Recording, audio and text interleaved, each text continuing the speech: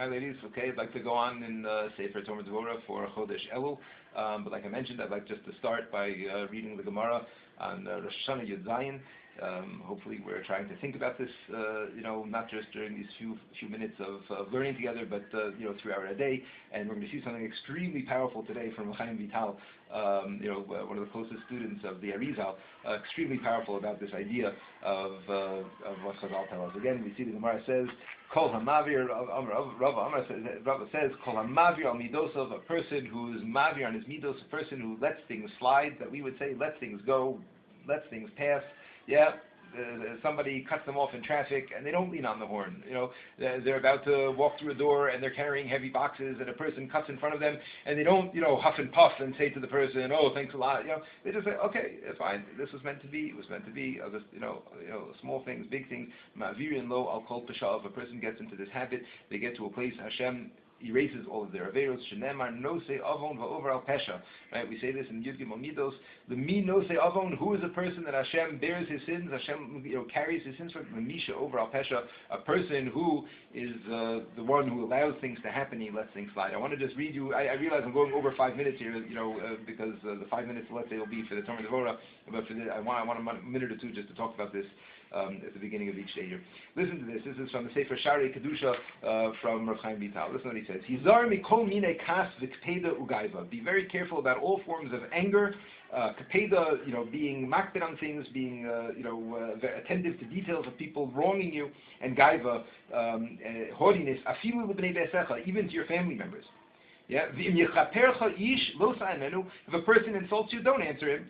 Be insulted and don't insult back. Right? Like we learned in school on Ne'lovim Bein HaMolvim, a person who gets insulted and doesn't insult back. Shomer Chapasim and Meshivim, these things, right?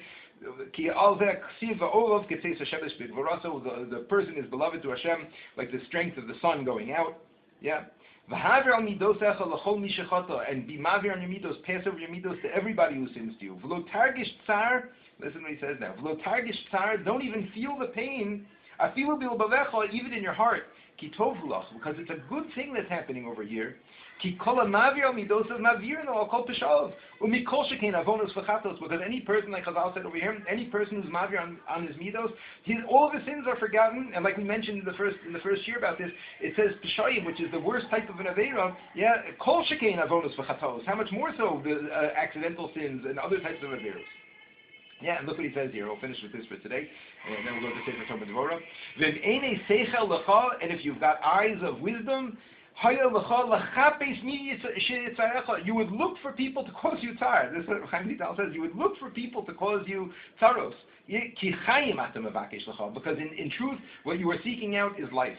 Right? Because when a person encounters such a situation, a person encounters somebody who's mitzayir them, somebody who insults them, and they don't respond in kind, and they're mavir on their midos, it's an opportunity for all of their averos to be forgotten. So wow, what an amazing thing to go through the day today. Let's think about this. Go through the day in our interactions with people and people that we see, especially when we're coming into a situation where we have a feeling, we know something is going to happen. Let's psych ourselves up and get ready and say, I'm going to relish the opportunity to not respond. I'm going to relish the opportunity to be insulted or to be slighted, and to keep it, to keep the proper perspective of what's actually going on here, like Chaim Vital says. Okay, let's go on with Sefer Devorah.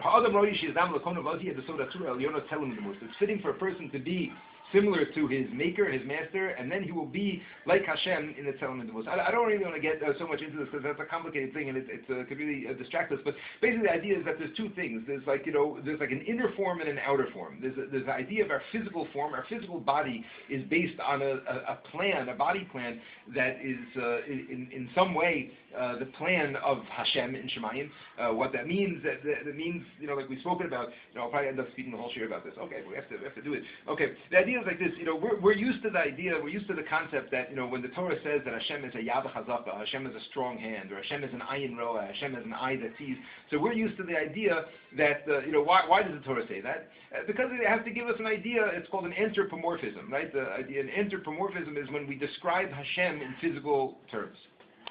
Right? We're describing Hashem as if He has a hand so we can understand it. But the Mekubalim say it's really the exact opposite. The Mekubalim, the Kabbalists explain that it's the exact opposite. Really, Hashem sees. Hashem has a real eye, the concept of an eye, chas v'shalom, not a physical eye, right?